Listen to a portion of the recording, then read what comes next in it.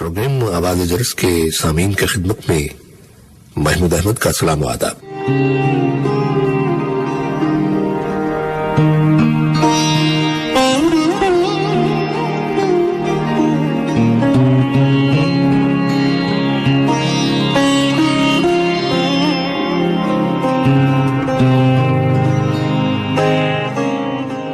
بسم اللہ الرحمن الرحیم۔ معزز سامعین، اللہ سبحانہ تعالیٰ نے یہ دنیا اس لیے پیدا کی ہے کہ اس کے بندے یہاں رہ کر اپنے نیک اعمال کے ذریعے اپنی آخرت کا سامان کریں اور ایسے کام کریں جن سے اللہ سبحانہ تعالیٰ کی رضامندی اور خوشنودی حاصل ہو۔ لیکن ہم لوگ دنیا کے کاروبار میں لگ کر اپنی زندگی کے اس اصلی مقصد سے غافل ہو گئے ہیں۔ ہماری صبح سے لے کر شام تک کی زندگی اپنی دنیا کو زیادہ سے زیادہ سنوارنے اور بہتر بنانے کی دوڑ دھوپ میں صرف ہو رہی ہے،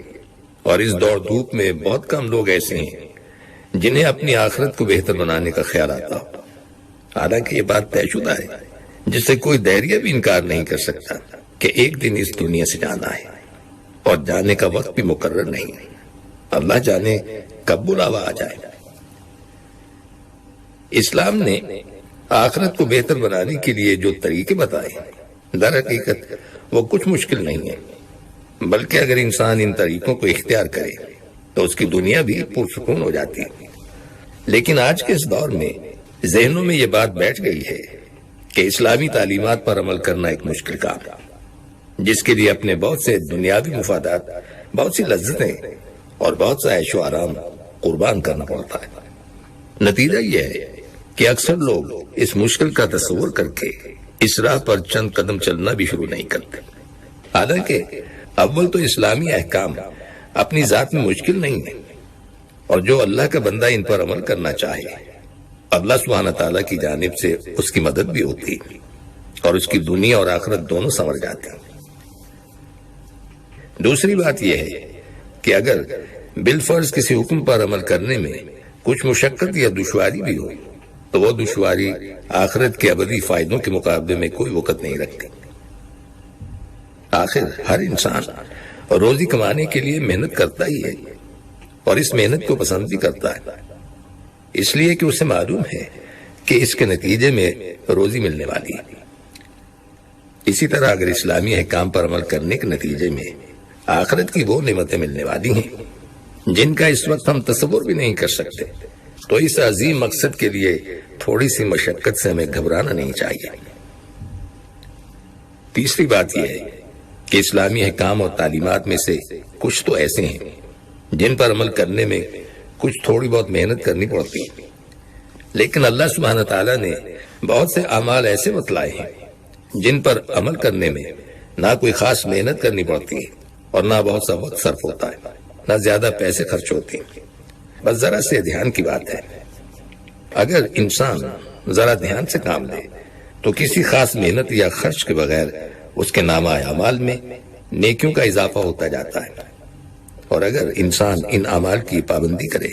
تو انشاءاللہ بیٹھے بٹھائے آخرت کا بہت سا ذخیرہ جمع کر سکتا ہے۔ نامہ اعمال میں نیکیوں کے اضافے کی آج ہمیں قدر و قیمت معلوم نہیں ہے، لیکن جس دن یہ آنکھیں بند ہوں گی، اللہ سبحانہ تعالیٰ کے سامنے حاضری ہوگی اور حساب و کتاب کا مرحلہ پیش آئے گا، اس دن پتہ چلے گا کہ ایک چھوٹی سے چھوٹی نیکی کی کیا قیمت ہے۔ وہاں کا سکہ روپیہ، پیسہ، ریال اور درہم یا ڈالرز نہیں ہے، وہاں سونا چاندی کام آنے والا نہیں ہے۔ وہاں کا سکہ تو یہی نیکیاں ہوں گی، اور یہی سوال ہوگا کہ اپنے دامن میں کتنی نیکیاں لے کر آئے۔ اس وقت اگر دامن خالی ہوا تو ناقابل برداشت حسرت ہوگی کہ ہم نے دنیا میں رہتے ہوئے اپنے نامہ اعمال میں اضافہ کیوں نہیں کیا، لیکن عمل کا وقت ختم ہو چکا ہوگا، اس لیے یہ حسرت کچھ کام نہیں آئے گی۔ صحابہ اکرام جن کو ان نیکیوں کی قدر و قیمت معلوم تھی، وہ ان نیک کاموں کے حریص تھے۔ جہاں کسی عمل کے بارے میں معلوم ہوا کہ اس سے اللہ سبحانہ تعالیٰ راضی ہوتے ہیں، فوراً اس پر عمل شروع کر دیا، اور جس عمل کا ثواب ہونا انہیں دیر سے معلوم ہوتا اس پر افسوس کا اظہار کرتے کہ یہ بات ہمیں پہلے معلوم نہ ہوئی، ورنہ ہم پہلے سے اس نیکی کو معمول بنا لیتے۔ حضرت عبداللہ ابن عمر رضی اللہ تعالیٰ عنہ کو حضرت ابو ہریرہ رضی اللہ تعالیٰ عنہ نے یہ حدیث سنائی کہ جو شخص کسی جنازے کی نماز پڑھے اس کو 1 قرات ثواب ملتا ہے، اور جو میت کے دفن ہونے تک جنازے کے پیچھے جائے اسے 2 قرات ملتے ہیں، جن میں سے ایک احد پہاڑ کے برابر ہوتا ہے۔ اس زمانے میں قرات ایک پیمانہ تھا جس سے سونا چاندی تولے جاتے تھے۔ حضرت ابن عمر رضی اللہ تعالیٰ عنہ نے حضرت عائشہ رضی اللہ تعالیٰ عنہ سے اس حدیث کے بارے میں پوچھا تو انہوں نے بھی حضرت ابو ہریرہ رضی اللہ تعالیٰ عنہ کی تصدیق فرمائی، تو حضرت ابن عمر رضی اللہ تعالیٰ عنہ نے بے ساختہ فرمایا کہ ہم نے بہت سے قرات بلا وجہ ضائع کر دی۔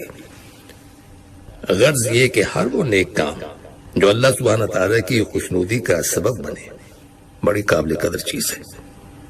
اور دنیا میں رہ کر اس سے فائدہ اٹھایا جا سکتا ہے، اور خاص طور سے ایسے نیک کام جنہیں انجام دینے میں کوئی مشقت نہیں ہوتی، انہیں صرف بے پرواہی اور غفلت کی وجہ سے چھوڑ دینا تو اتنے گھاٹے کا سودا ہے کہ آخرت میں اس کی حسرت ناقابل برداشت ہوگی۔ سامعین، آج کے اس پروگرام میں ہم آپ کو ایسی آسان نیکیوں کے بارے میں بتائیں گے جن کو انجام دینے میں کوئی خاص محنت خرچ ہوتی ہے، نہ کوئی خاص وقت لگتا ہے، بس ذرا سی توجہ کے ذریعے انسان کے نامہ اعمال میں اضافہ ہو جاتا ہے۔ نبی اکرم صلی اللہ علیہ وسلم کا ارشاد ہے، نیکی کی کسی بات کو ہرگز حقیر نہ سمجھو۔ لہذا ہمیں شیطان کے اس دھوکے میں کبھی نہیں آنا چاہیے کہ اگر ہم دین کے بڑے بڑے کام کرنے سے محروم ہیں تو یہ چھوٹی چھوٹی نیکیاں ہمیں کیا فائدہ دیں گی۔ واقعہ یہ ہے کہ نیکی کا کوئی عمل چھوٹا نہیں ہے،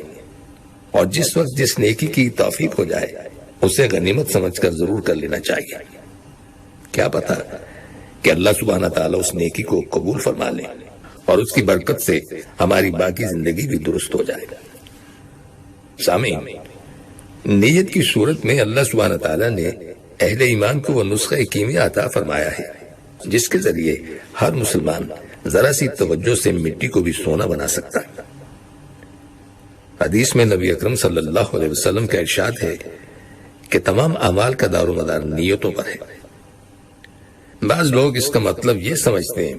کہ اچھی نیت سے غلط کام بھی ٹھیک ہو جاتا ہے اور گناہ بھی ثواب بن جاتا ہے۔ یہ بات تو قطعی غلط ہے۔ گناہ ہر حالت میں گناہ ہے، کتنی ہی اچھی نیت سے کیا جائے وہ جائز نہیں ہو سکتا۔ مثلا کوئی شخص کسی کے گھر اس نیت سے چوری کرے کہ جو مال حاصل ہوگا وہ صدقہ کروں گا، تو اس نیت کی وجہ سے چوری کا گناہ معاف نہیں ہوگا۔ لیکن نبی اکرم صلی اللہ علیہ وسلم کے اس ارشاد کا مطلب یہ ہے کہ کسی بھی نیک کام پر اس وقت تک ثواب نہیں ملتا جب تک صحیح نیت کے ساتھ نہ کیا جائے۔ مثلا نماز کا ثواب اس وقت ملے گا جب وہ اللہ سبحانہ تعالیٰ کی خوشنودی کے لیے پڑھی جائے۔ اگر دکھاوے کے لیے پڑھی تو ثواب غارت ہو جائے گا، الٹا گناہ ہوگا۔ اور دوسرا مطلب یہ ہے، اور یہی اس وقت بیان کرنا مقصود ہے، کہ جتنے کام مباح یا جائز ہیں ان کا اصل حکم تو یہ ہے کہ ان پر نہ ثواب ہوتا ہے نہ عذاب، لیکن اگر وہ جائز کام کسی اچھی نیت سے کیے جائیں تو وہ عبادت بن جاتے ہیں اور ان پر ثواب ملتا ہے۔ مثلا کھانا کھانا مباحات میں سے ہے، لیکن اگر کوئی کھانا اس نیت سے کھائے کہ اس کے ذریعے میرے جسم کو طاقت حاصل ہوگی تو اس طاقت کو میں اللہ سبحانہ تعالیٰ کی اطاعت میں صرف کروں گا، تو یہ کھانا کھانا بھی باعث اجر و ثواب ہوگا۔ یا اس نیت سے کھانا کھائے کہ اللہ سبحانہ تعالیٰ نے میرے نفس کا بھی مجھ پر حق رکھا ہے، اس کی ادائیگی کے لیے کھانا کھاتا ہوں۔ یا اس نیت سے کھائے کہ اس سے لذت و راحت حاصل ہوگی، تو دل سے اللہ سبحانہ تعالیٰ کا شکر ادا کروں گا، تو ان نیتوں کے ساتھ کھانا کھانے میں ثواب ہوگا۔ زندگی کا کوئی مباح کام ایسا نہیں ہے جس کو اچھی نیت کر کے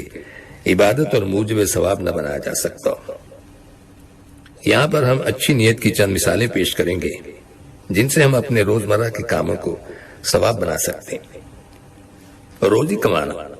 خواہ تجارت کی شکل میں ہو یا ملازمت کی شکل میں یا زراعت و صنعت کی شکل میں، اس میں اگر انسان یہ نیت کرے کہ اللہ سبحانہ تعالیٰ نے میرے ذمے جو میرے نفس اور میرے گھر والوں کے حقوق عائد کیے ہیں، یہ کمائی اس لیے کر رہا ہوں کہ وہ حقوق ٹھیک ٹھیک ادا کر سکے، تو حلال روزی کمانے کی یہ ساری کارروائی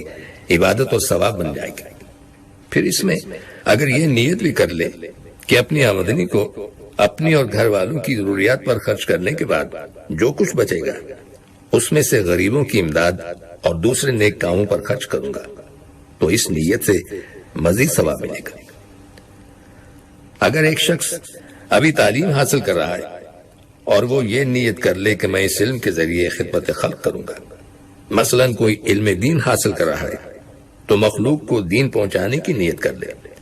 میڈیکل سائنس کا طالب علم ہے تو یہ نیت کر لے کہ ڈاکٹری کے ذریعے میں مریضوں کی خدمت کروں گا، انجینئرنگ کا طالب علم ہے تو یہ نیت کر لے کہ میں اس فن سے ملک و قوم کی خدمت کروں گا،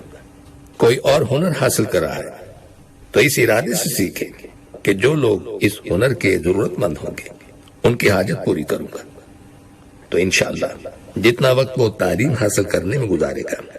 اس کو اس نیت کا ثواب ملتا رہے گا۔ پھر انسان جو بھی پیشہ اختیار کرے اس میں یہ سوچے کہ رزق کا ذمہ تو اللہ سبحانہ تعالیٰ نے لے رکھا ہے، کسی نہ کسی صورت میں ضرور ملے گا، اور اس کو حاصل کرنے کے بہت سے راستے ہیں، لیکن میں فلاں راستہ اس لیے اختیار کر رہا ہوں کہ اس کے ذریعے اللہ کی مخلوق کی خدمت کروں، تو یہ پیشہ بھی باعث اجر ہو جائے گا۔ مثلا کوئی شخص ڈاکٹر بنتا ہے تو یہ نیت کر لے کہ رزق کے بہت سے راستوں میں سے یہ راستہ میں نے اس لیے منتخب کیا ہے کہ اس کے ذریعے تکلیف میں مبتلا لوگوں کی مدد ہوگی، تو خواہ وہ مریضوں سے جائز اور مناسب اجرت وصول کرے تب بھی انشاءاللہ اس نیت کا ثواب اسے ملے گا، اور جب واقعتاً یہ نیت ہوگی تو ظاہر ہے کہ ایسے مواقع بھی آئیں گے جب وہ کسی شخص کو غریب دیکھے تو اس کا علاج بلا معاوضہ یا بہت رعایتی معاوضے پر کرے گا۔ کوئی شخص مثلا کپڑے کی تجارت کرتا ہے یا کپڑے سینے کا کام کرتا ہے اور وہ یہ نیت کر لے کہ ہر انسان کے ذمے شرعاً لباس پہننا واجب ہے، میں بہت سے پیشوں میں سے اس پیشے کا انتخاب اس لیے کر رہا ہوں کہ اس کے ذریعے مخلوق کو اس واجب کی ادائیگی میں مدد دوں گا، تو امید ہے کہ انشاءاللہ یہ پیشہ بھی باعث اجر ہو جائے گا۔ اسی طرح اگر کوئی شخص سرکاری ملازم ہے تو وہ اپنی ملازمت میں یہ نیت کر لے کہ اس کے ذریعے مخلوق کی ضروریات پوری کرنے کا موقع ملے گا، تو خواہ وہ یہ کام تنخواہ لے کر کر رہا ہو، انشاءاللہ اس نیت کا ثواب ملے گا۔ غرض ہے کہ کوئی پیشہ ایسا نہیں ہے جس میں کوئی نہ کوئی اچھی نیت نہ کی جا سکتی۔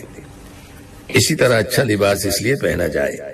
کہ اللہ سبحانہ تعالیٰ نے مجھے جو نعمت عطا فرمائی ہے اس کا اثر نظر آئے اور دیکھنے والوں کو فرق ہو، نہ یہ کہ وہ مجھے بڑا یا دولت مند سمجھے۔ اپنے بچوں سے اس نیت سے پیار کیا جائے کہ نبی اکرم صلی اللہ علیہ وسلم کی سنت یہ ہے کہ آپ صلی اللہ علیہ وسلم بچوں سے محبت کیا کرتے تھے۔ گھر کا کام اس نیت سے کیا جائے کہ نبی اکرم صلی اللہ علیہ وسلم جب گھر میں تشریف لاتے تھے تو گھر کے کاموں میں اپنے گھر والوں کا ہاتھ پٹایا کرتے تھے۔ بیوی بچوں سے خوش طبعی کی باتیں اس نیت سے کی جائیں کہ یہ نبی اکرم صلی اللہ علیہ وسلم کی سنت ہے اور آپ صلی اللہ علیہ وسلم نے ان سے حسن سلوک کا حکم دیا۔ مہمانوں کی خاطر مدارت اس غرض سے کی جائے کہ مہمان کا اکرام سنت ہے اور مومن کے حقوق میں سے ہے۔ گھر میں کوئی پودا یا درخت لگانا ہو تو اس نیت سے لگایا جائے کہ اس سے کسی انسان یا جانور کو فائدہ پہنچے گا اور دیکھنے والوں کو اس کا منظر اچھا معلوم ہوگا تو ان کو اس سے خوشی ہوگی۔ عورت جائز زیب و زینت اس لیے کرے کہ شوہر کو خوشی حاصل ہوگی۔ جائز تفریحات ضرورت کے مطابق اس غرض سے کی جائیں کہ ان سے فرائض کی ادائیگی میں چستی اور نشاط پیدا ہوگا۔ گھڑی اس نیت سے رکھی جائے کہ اس کے ذریعے نماز کے اوقات کا علم ہوگا اور وقت کی قدر و قیمت پہچان کر اسے اچھے کاموں میں صرف کروں گا۔ یہ چند سرسری مثالیں تھیں جو ہم نے آپ کی خدمت میں پیش کی، ورنہ جیسا کہ امام غزالی رحمۃ اللہ علیہ نے بجا طور پر فرمایا ہے، انسان کی زندگی کا کوئی جائز کام ایسا نہیں ہے جسے کوئی نہ کوئی اچھی نیت کر کے ثواب کا کام نہ بنایا جا سکے۔ یہاں تک کہ شوہر اور بیوی آپس میں ایک دوسرے سے اگر اس نیت سے ملیں کہ ایک دوسرے کا حق ادا کر رہے ہیں اور اس سے دونوں کو پاک دامنی حاصل ہوگی تو اس عمل پر بھی ثواب لکھا جاتا ہے۔ اور سامعین، ان کلمات کے ساتھ ہی ہمارے آج کے پروگرام کا وقت بھی اب ختم ہوتا ہے، اس دعا کے ساتھ کہ اللہ تعالی ہم سب کو صراط مستقیم پر چلنے کی توفیق عطا فرمائے، آمین۔ آئندہ ملاقات تک کے لیے محمود احمد کو اجازت دیجیے، اللہ حافظ۔